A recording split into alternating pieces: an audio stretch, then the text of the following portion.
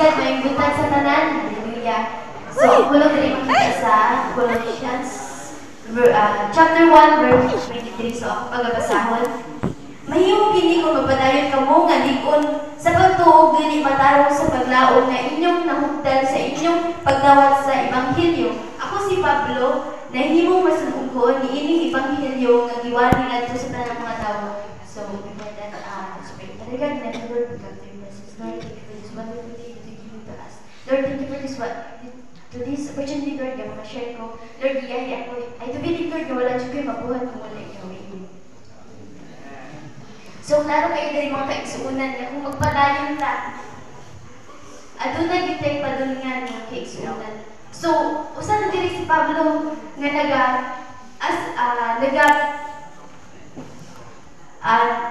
usa na diri si Pablo nga nagapakita nga kung usa gyud kanindot kung magpadayon ta.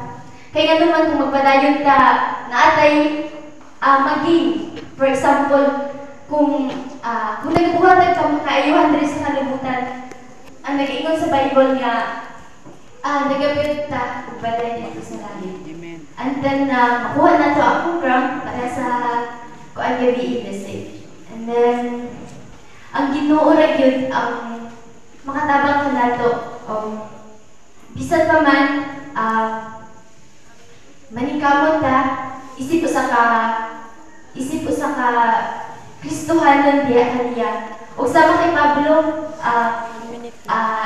pwede kita mahimong kahayag. As a Christian mo, ka nang ato ang good sa kinabuhi. Busa, mga igsuon, padayon ta sa pagpangalagad sa atong buhi nga Diyos.